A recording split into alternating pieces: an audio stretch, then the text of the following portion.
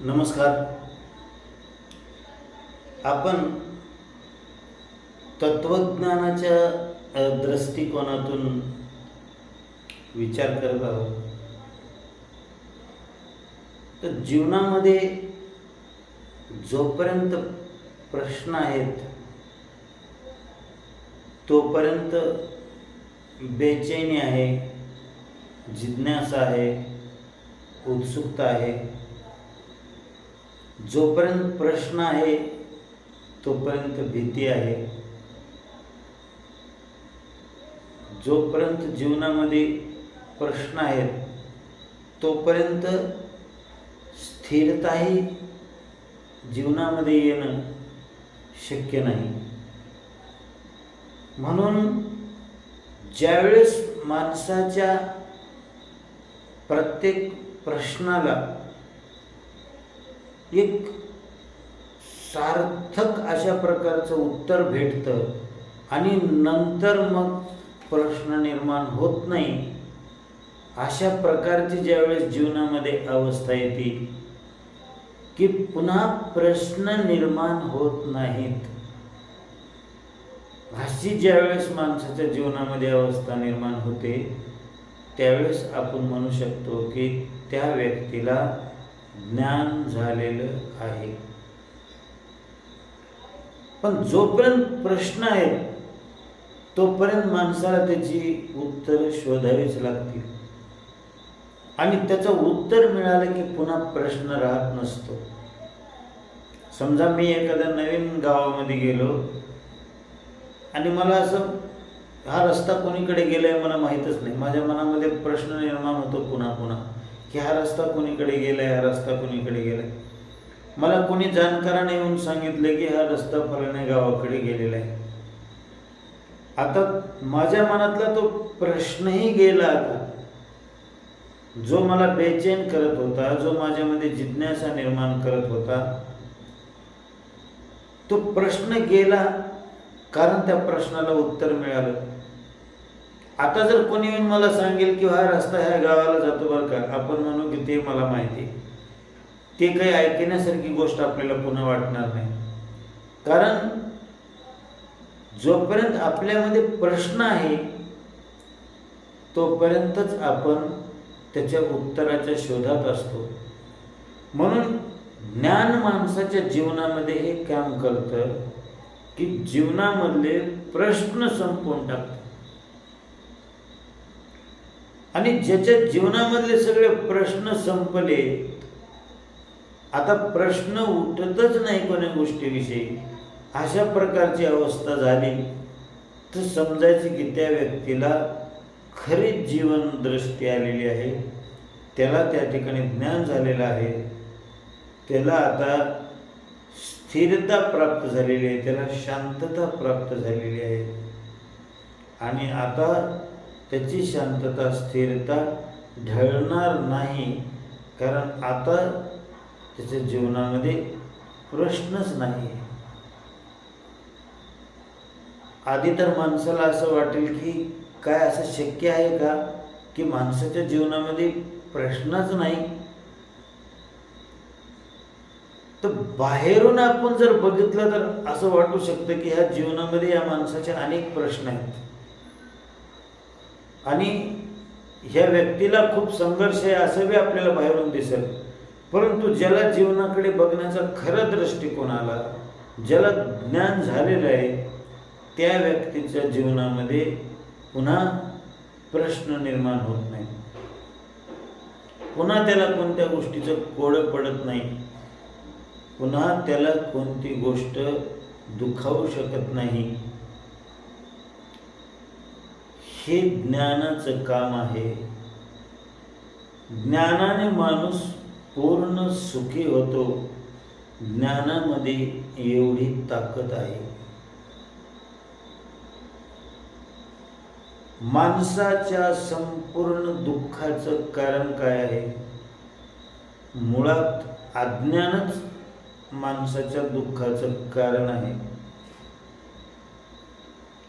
आणि पूर्ण अज्ञान घालवण्याचं काम हे ज्ञान करते. माणसाला प्रश्न पडत नाहीत, अशा प्रकारची अवस्था ज्ञानाने येते.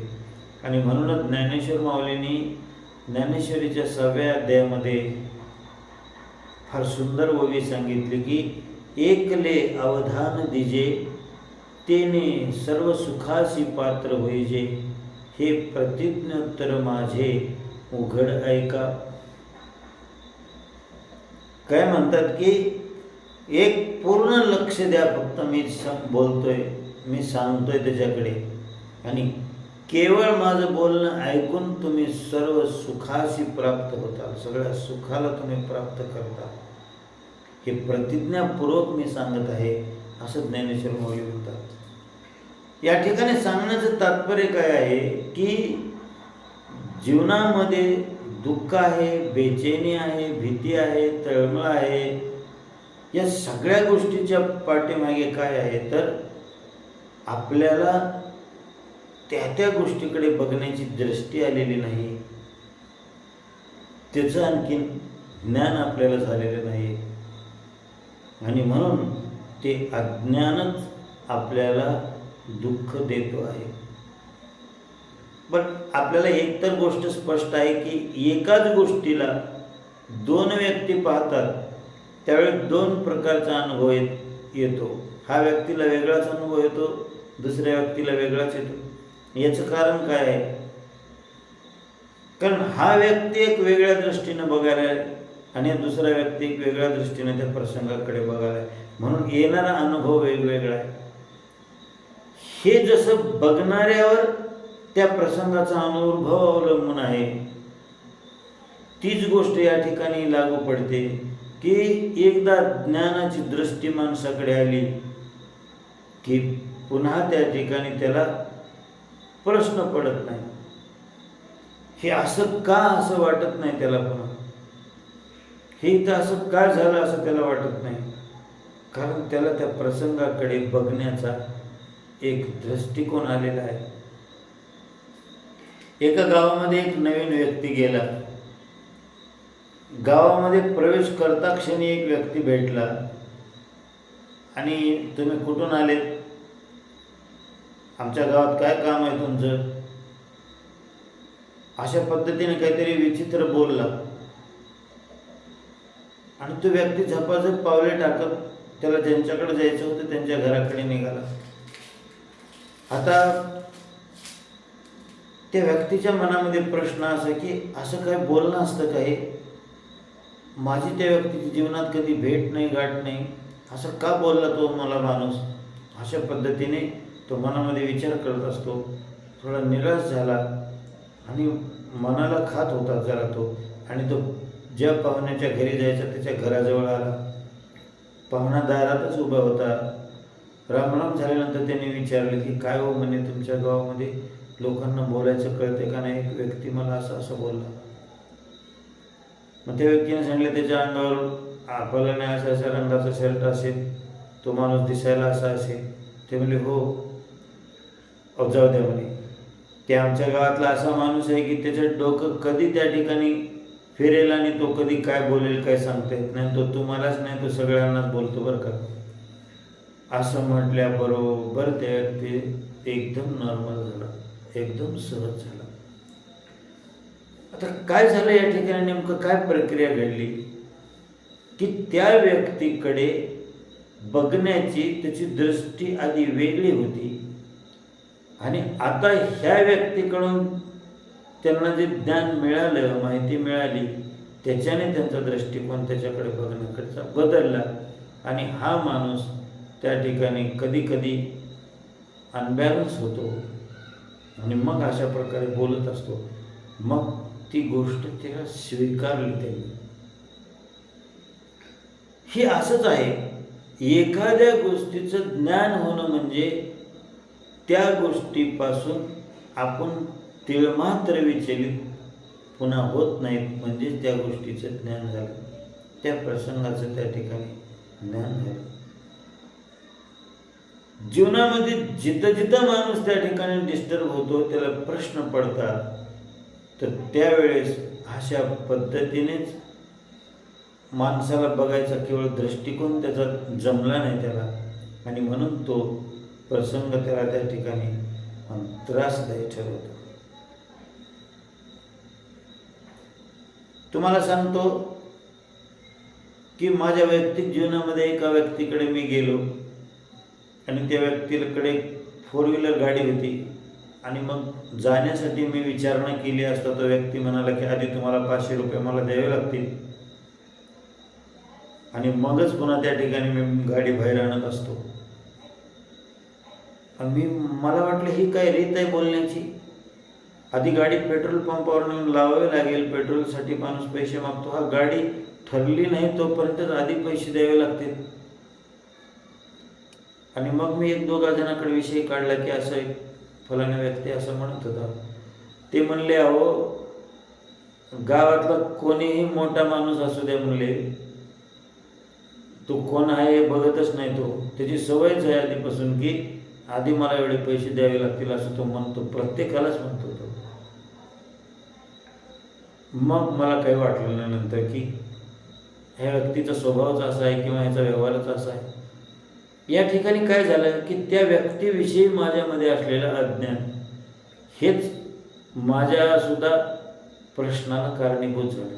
आणि ज्यावेळेस प्रश्नाचं उत्तर मिळालं त्यावेळेस काही प्रश्न राहिला नाही. सांगण्याचं तात्पर्य जीवनामध्ये प्रत्येक गोष्टीच्या प्रश्नाला उत्तर असतं. ते उत्तर नसेल तर माणूस बेचैन होतो आणि म्हणून ज्ञान काय करतं की त्याला उत्तर देत असतं.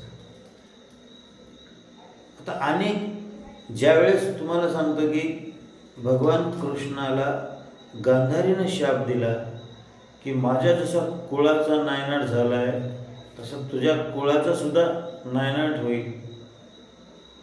हे काही साधा शाप नाही तुम्हाला सांगतोय. पण भगवान कृष्ण गंभीर सुद्धा झाले नाहीत थोडे त्या प्रसंगामध्ये. त्यांची दृष्टी काय होती त्याच्याकडे बघण्याची की म्हणले हे माते, जे काही भविष्यामध्ये वाढून ठेवलेलं आहे प्रारब्धानुसार त्याचा केवळ तू पुनरुच्चार केलेला आहेस. जे होणार आहे त्याचा तू केवळ उच्चार केलास आणि म्हणून मला त्याचं काही दुःख वाटण्याचं कारण नाही. किती सहजता आहे जीवनामध्ये. एवढा प्रचंड भयंकर गोष्ट कानावर पडली असताना सुद्धा किंचित सुद्धा कृष्ण विचलित झाले नाही. हा प्रसंग मानव जातीला काय मार्गदर्शन करतो बघा की ज्याच्याकडे दृष्टी आहे बघण्याची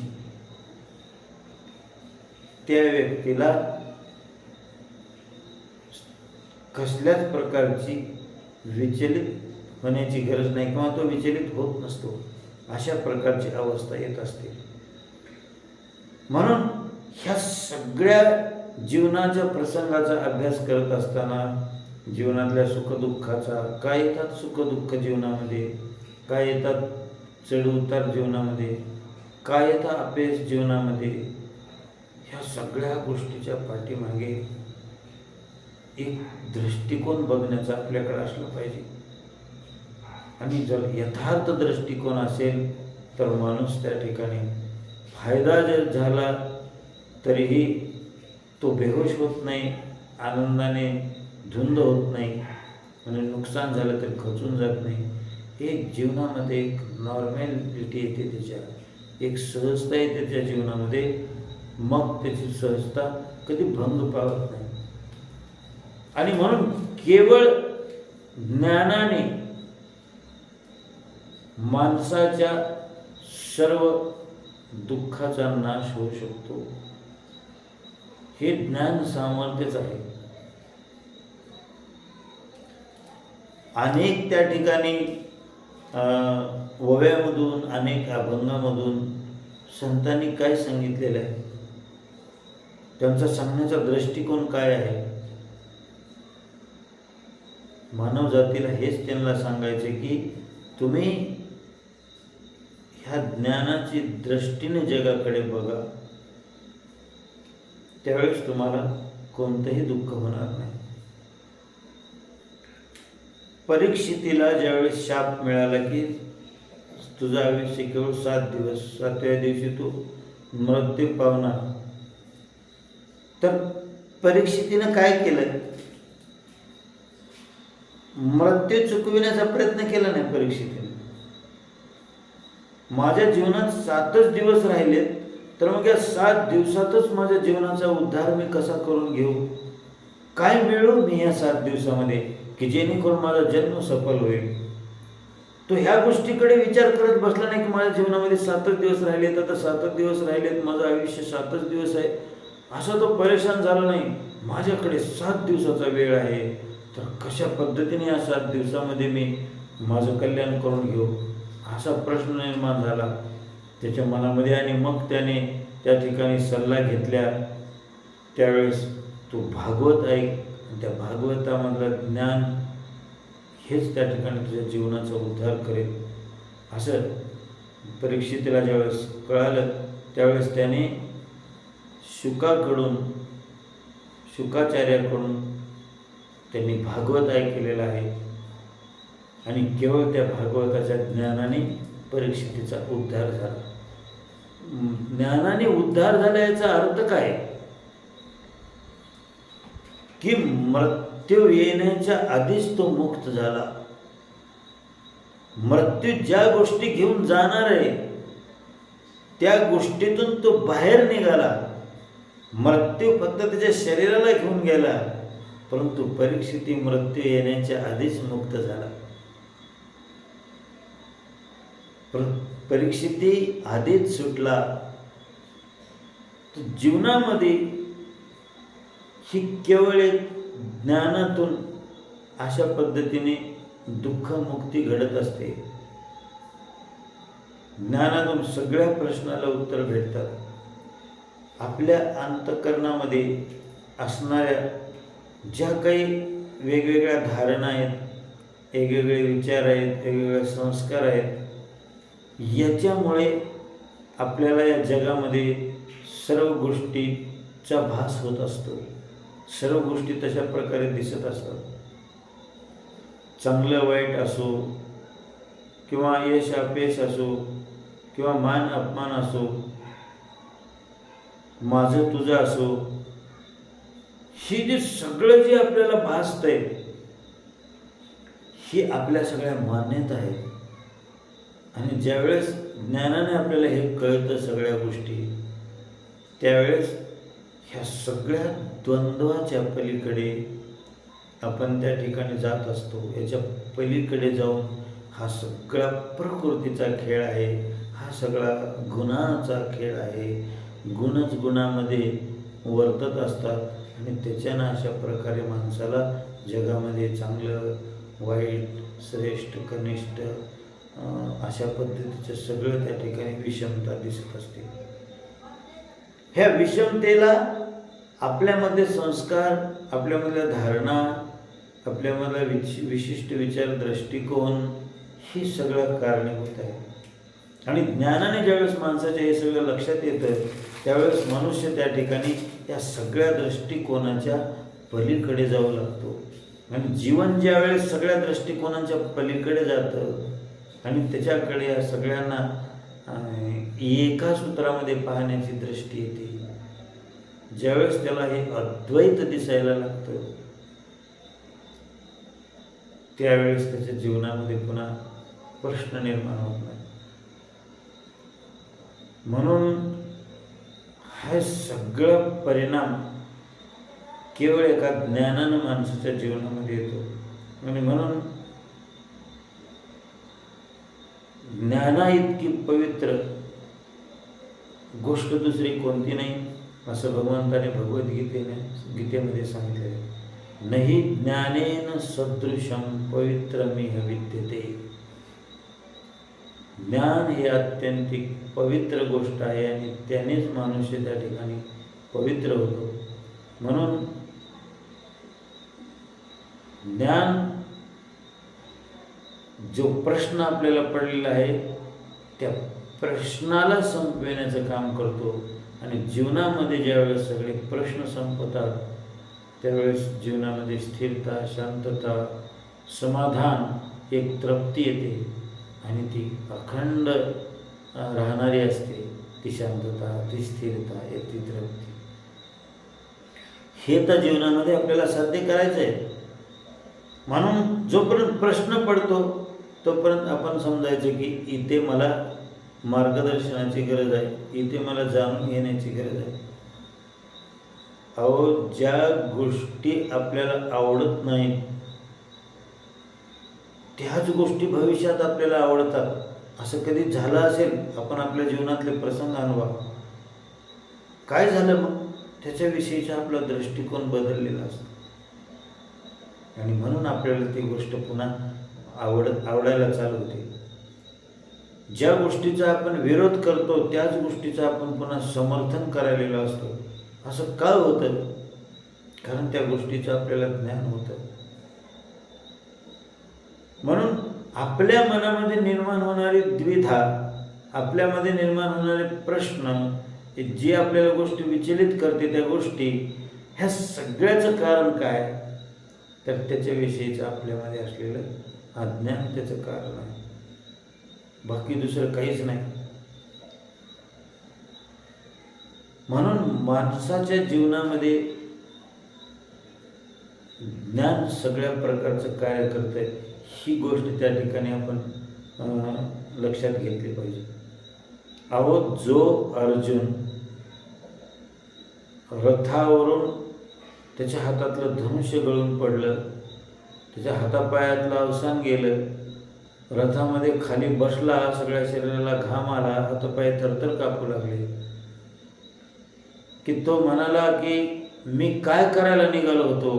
माझेच भाऊ, माझे सासरे, माझेच आजोबा, माझेच सगळे नातेवाईक समोर उभा आहेत आणि मी त्यांच्या विरुद्ध युद्ध करायला उभा आहे आणि त्यांना मारायला निघालो.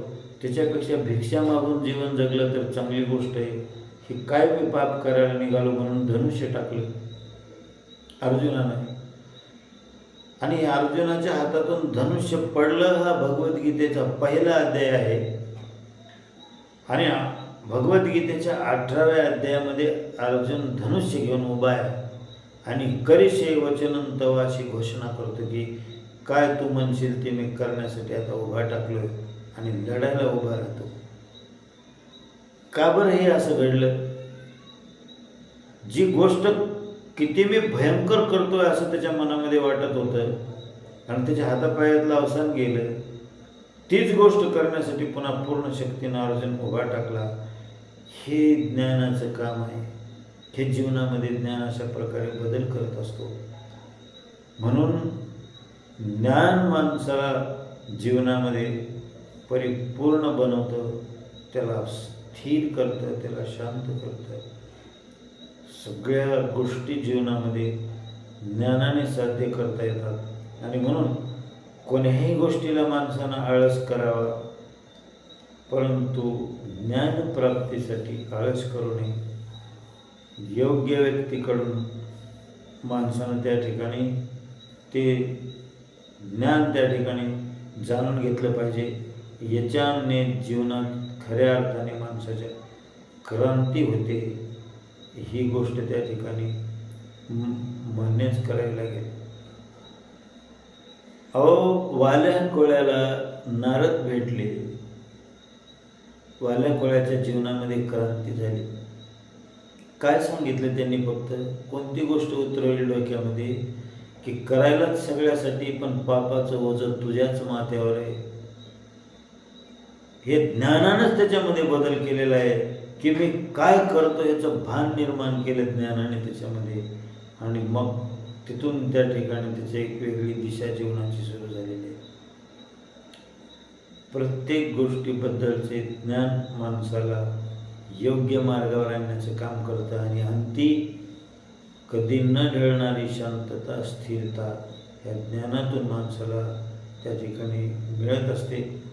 आणि म्हणून जिथूनही मिळेल आपल्या प्रश्न सोडवणारं ज्ञान, जोपर्यंत मनामध्ये प्रश्न आहेत आपल्या, तोपर्यंत आपण त्या ठिकाणी ज्ञानाचा मार्ग सोडला नाही पाहिजे.